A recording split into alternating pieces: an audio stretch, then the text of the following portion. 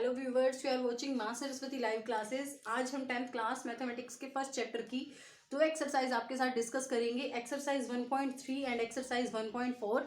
I hope you like my video and subscribe our channel. So come to exercise 1.3। Question number first, prove that root 5 is irrational. इस root 5 को irrational prove करके दिखाना है। वैसे तो हमें पता है कि रूट 5 इरेशनल होता है, लेकिन ये हमें प्रूव करना है। और इसे हम कैसे प्रूव करेंगे? हम इसको कंट्राडिक्शन मेथड से प्रूव करेंगे। हम मान लेंगे कि जो रूट 5 है वो रैशनल है। Let us assume root 5 is rational. So root 5 is equal to P by Q, क्योंकि every rational number is of the form P by Q where Q is non zero. और हम साथ में ये भी मान लेंगे कि P and Q are coprime. Coprime numbers हमने ले लिए पी क्यू। अब इससे पहले हमें ये पता होना चाहिए कि कोप्राइम होता क्या है। Coprime are two numbers having one as common factor. ऐसे दो नंबर्स जिनका कॉमन फैक्टर सिर्फ वन होता है। For example 2, 3। ये दो नंबर्स मैंने बोर्ड पे लिखे पेयर में। इनमें 2 का फैक्टर है 1 और 2, 3 का फैक्टर है 1 और 3। तो दोनों का कॉमन फैक्टर क्या है यहाँ पर? 1। तो इसका मतलब P एंड Q का भी कॉमन फैक्टर क्या होगा? 1 ही होगा। हम ऐसा मान के चले हैं। P and Q are coprime. Squaring both side, अब हम क्या करेंगे? दोनों साइड स्क्वेयर कर लेंगे, क्योंकि स्क्वेयर रूट 5 का स्क्वेयर करने पर ही रूट खत्म होगा। इसलिए स्क्वेयरिंग बोथ साइड, स्क्वेयर से ये स्क्वेयर रूट कैंसिल हो जाएगा। इज इक्वल टू पी का और क्यू, पी बाई क्यू का होल स्क्वेयर क्या हो जाएगा? P square bye Q square. This implies ये क्यू स्क्वेयर इधर जाके 5 से मल्टीप्लाई होके 5 क्यू स्क्वेयर बन जाएगा is equal to p square. अब ये 5 यहाँ मल्टीप्लाई है, राइट साइड में जाएगा तो क्या हो जाएगा? ये डिवाइड में हो जाएगा, तो q square is equal to p square by 5। और हमारी यहाँ से फर्स्ट इक्वेशन जो निकली है वो ये है, 5 square is equal to p square, क्योंकि इसका आगे हम यूज करेंगे। अब यहाँ से हमें पता चला कि जो पी स्क्वेयर है वो किससे डिवाइड हो रहा है? 5 से। So P square is divided by 5। अगर पी स्क्वेयर 5 से डिवाइड हो रहा है तो पी भी 5 से डिवाइड होगा। This implies p is also divided by 5। आप कोई भी एग्जांपल ले लीजिए, p मान लीजिए 5 ही है, तो 5 का स्क्वायर 25, 5 से डिवाइड हो गया, आंसर आ गया 5। तो 5 भी तो 5 से डिवाइड होगा अगर p हमने 5 लिया है तो। ठीक है, तो let us take p is equal to 5k। मैंने p को मान लिया 5k। क्यों मैंने इसे 5k माना? क्योंकि p किससे डिवाइड हो रहा है? 5 से डिवाइड हो रहा है, तो p किसका मल्टीपल हो जाएगा? 5 का मल्टीपल हो जाएगा। और k यहाँ पर क्या है? इंटीजर, पॉजिटिव इंटीजर है। सपोज k 1 लिया हमने तो p की वैल्यू 5 आ जाएगी। अगर k 2 है तो 5 2 10, 10 भी 5 से डिवाइड होगा। k 3 है तो 5 3 15, 15 भी 5 से डिवाइड होगा।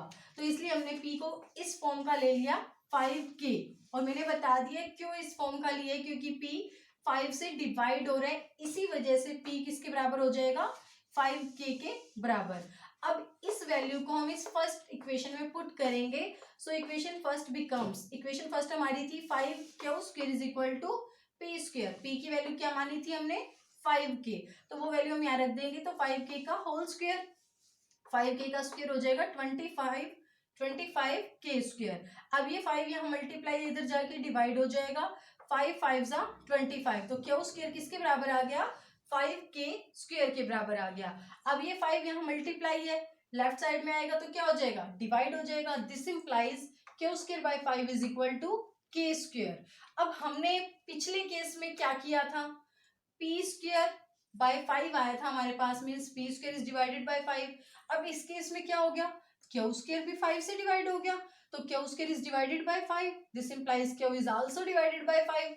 बट दोनों p और q हमने लिए क्या थे? कोप्राइम लिए थे। बट हमारे पास p और q क्या आ गए? ये तो कोप्राइम नहीं रहे। p and q have common factor 5। अगर कोप्राइम हम लेके चले हैं, कोप्राइम मैंने बताया जिनका कॉमन फैक्टर सिर्फ 1 ही होगा, लेकिन हमने क्वेश्चन जब सॉल्व किया तो उसमें क्या निकल के आया? p और q का 1 के अलावा एक कॉमन फैक्टर आया 5।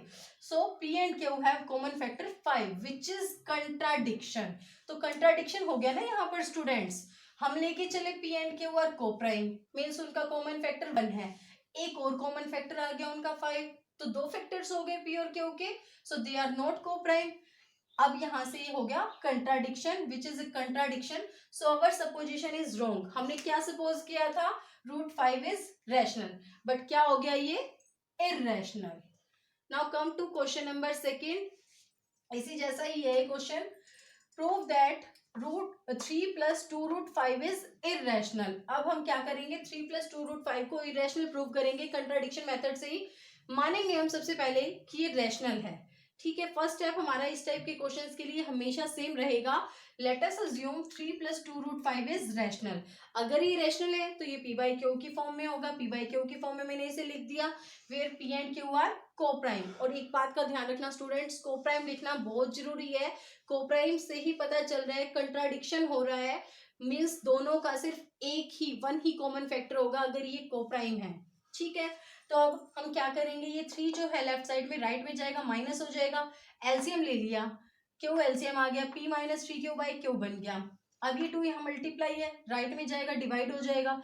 हमें अल्टीमेटली जो √5 है ना उसकी वैल्यू निकालनी है, √5 की वैल्यू हमने निकाल ली, वैल्यू आ गई p - 3q/2q which is rational. अब ये रैशनल आ गई, ठीक है, हमने क्योंकि इसे रैशनल माना था, इसका मतलब हमारा क्या हो गया, √5 भी रैशनल हो जाएगा। देखिए इसका मतलब अगर ये रैशनल है तो क्या हुआ, सो √5 इज रैशनल। अब √5 रैशनल हो गया तो ये फिर से कंट्राडिक्शन हो गया, विच इज कंट्राडिक्शन।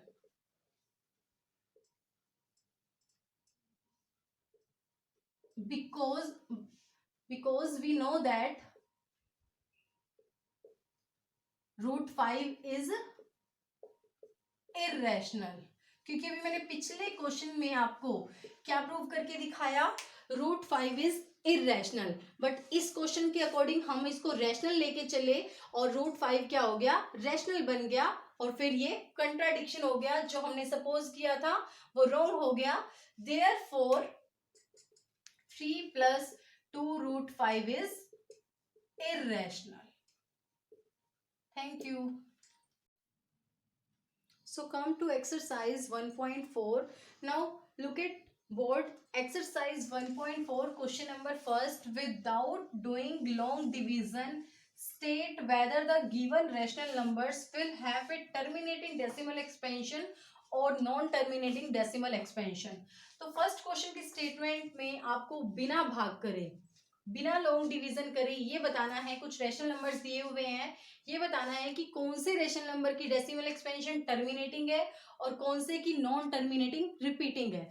वैसे भी रेशनल नंबर्स की 2 ही एक्सपेंशन रहेंगी, डेसिमल और टर्मिनेटिंग डेसिमल एक्सपेंशन और नॉन टर्मिनेटिंग रिपीटिंग एक्सपेंशन। तो अब इन रैशनल नंबर्स में हमें बस ये पहचान करनी है कौन से रैशनल नंबर की डेसिमल एक्सपेंशन टर्मिनेट करेगी और कौन से की नॉन टर्मिनेटिंग रिपीटिंग होगी। तो फर्स्ट पार्ट देखिए, सबसे पहले 13/3125। इस क्वेश्चन में ये है तो रैशनल नंबर, लेकिन ये जानने के लिए कि ये टर्मिनेट है या नॉन टर्मिनेटिंग रिपीटिंग, हम क्या करेंगे, जो डिनोमिनेटर है उस पर ध्यान देंगे। अगर डिनोमिनेटर की फॉर्म 2 की पावर m × 5 की पावर n, ये फॉर्म अगर डिनोमिनेटर की बनती है तो डेफिनेटली इस रैशनल नंबर की डेसिमल एक्सपेंशन टर्मिनेटिंग होगी, और m and n are non negative integers. Non negative integers means 0 से लेकर 1 2 3 4 and so on, m n की ये वैल्यू हो सकती है। तो हम सबसे पहले डिनोमिनेटर का प्राइम फैक्टराइजेशन मेथड से प्राइम फैक्टर्स निकाल लेंगे। 5 से डिवाइड करेंगे हम इसको, 625 आ जाएगा। फिर 5 से 625 को डिवाइड करेंगे, 125 आ जाएगा। फिर 5 से 125 को डिवाइड करेंगे, 25। फिर 5 से 25 को डिवाइड करेंगे, 5 आ जाएगा। इस तरीके से 5 यहाँ पर 5 टाइम्स आ जाएगा, तो 13/5 की पावर 5। यहाँ पर कहीं पर भी प्राइम फैक्टर्स में 2 नहीं आया है स्टूडेंट्स, लेकिन हमें इस बात का पता है कि 2 की पावर 0 1 के बराबर होगी। किसी और नंबर की पावर भी 0 अगर हम लिखेंगे तो 1 के बराबर होती है। तो क्यों ना हम यहाँ 2 की पावर 0 ही लिख दे अपनी ये फॉर्म बनाने के लिए, 2 की पावर m × 5 की पावर n। अगर हम यहाँ 2 की पावर 0 × 5 की पावर 5 लिख देंगे तो ये गलत नहीं होगा, क्योंकि 1 होती है इसकी वैल्यू, ठीक है। 1 × 5 की पावर 5 भी यही आएगा, 3125. तो since the denominator is in the form 2 की power m multiply 5 की power n, where m and n are non-negative integers, so this rational number has terminating decimal expansion. इसी का अब सेकेंड पार्ट देखिए, 17/8. तो 8 कैसे, 8 के प्राइम फैक्टर्स बनेंगे, 2 4 जा 8, 2 2 जा, फिर इस तरीके से देखिए 2 3 टाइम्स आया, तो मीन्स 2 की पावर 3 हो गई, 5 तो एक बार भी नहीं आया. अब हम क्या करें, अगर हमारा यहाँ पर हम वही काम कर सकते हैं जैसे हमने पिछले क्वेश्चन में किया, 2 की पावर 0 1 के बराबर है, तो हम यहाँ पर 5 की पावर 0 लिख देंगे, और डिनोमिनेटर की फॉर्म कौन सी बन गई, 2 की m मल्टीप्लाई 5 की n, where m is 3 and n is 0. तो इसकी डेसिमल एक्सपेंशन भी क्या हो गई स्टूडेंट्स, टर्मिनेटिंग हो गई. अब ऐसा ही मैंने एक पार्ट लिया है, फिफ्थ पार्ट, इसकी decimal expansion non terminating repeating आएगी. तो बाकी के जो पार्ट्स हैं आप खुद से ट्राई करेंगे. फिफ्थ पार्ट देखिए, 29/343. 343 के प्राइम फैक्टर्स करेंगे तो 7 आएगा 3 टाइम्स, मीन्स ये किसके बराबर हो जाएगा, 29/7 रेज टू पावर 3. ना तो यहाँ पर 2 आया, ना ही यहाँ पर 5 आया, तो इट मीन्स ये किस टाइप की इसकी डेसिमल एक्सपेंशन होगी रैशनल नंबर की, this rational number has non terminating repeating decimal expansion. तो बस आपको इसी बात का ध्यान रखना है, डेसिमल एक्सपेंशन डिनोमिनेटर पर डिपेंड करेगी, टर्मिनेटिंग है या नॉन टर्मिनेटिंग. अगर फैक्टर्स की फॉर्म में अकेला 2 आ जाए तो आप 5 की 0 तो लिख सकते हैं, और अगर अकेला 5 आ जाए तो आप 2 की पावर 0 लिख सकते हैं. लेकिन अगर इनके अलावा कोई और नंबर आ रहा है, 3 आ रहा है, 7 आ रहा है, या फिर 11 भी आ जाए, तो हम यही कहेंगे कि उनकी decimal expansion non terminating repeating होगी. ठीक है. Now come to second question. Second question में स्टूडेंट्स बस यही बताना है, write down the decimal expansion of those rational numbers in question number first. जो फर्स्ट क्वेश्चन नंबर में रैशनल नंबर्स की डेसिमल एक्सपेंशन टर्मिनेटिंग आई है, उनकी डेसिमल एक्सपेंशन निकाल कर दिखानी है बिना डिवाइड करे. तो देखिए फर्स्ट पार्ट मैंने अभी किया था फर्स्ट क्वेश्चन का, उसकी टर्मिनेटिंग डेसिमल एक्सपेंशन थी, तो इसे बिना डिवाइड करे इसकी डेसिमल एक्सपेंशन निकालेंगे हम. देखिए तो 13/3125, तो ये 5 रेज टू पावर 5 आया था, यहाँ पर 2 तो नहीं आया था, मैंने 2 की पावर 0 लिखा था क्योंकि वो 1 के बराबर होता है. तो अब हम यहाँ क्या करेंगे, इसकी डेसिमल एक्सपेंशन निकालने के लिए हम इसे डिवाइड नहीं करेंगे, लॉन्ग डिवीजन बिल्कुल भी नहीं करनी. जितनी 5 की पावर है उतनी ही पावर हम 2 की लेंगे, तो 2 की पावर 5 से मल्टीप्लाई एंड 2 की पावर 5 से डिवाइड कर देंगे, क्योंकि देखिए 2 की पावर 5 से 2 की पावर 5 तो कैंसिल हो जाएगा, 1 के बराबर होगा, तो हम 1 को इस तरीके से लिख सकते हैं. तो इसलिए मैंने क्या किया इस क्वेश्चन में, 13/5 की पावर 5 को 2 की पावर 5 से मल्टीप्लाई एंड 2 की पावर 5 से डिवाइड कर दिया. 2 की पावर 5 32 के बराबर होती है, तो 13 की मल्टीप्लाई हम 32 से कर देंगे. अब यहाँ पर बेस तो अलग है लेकिन पावर सेम है, एक एक्सपोनेंट लो है हमारा, a raise to power m multiply b raise to power m.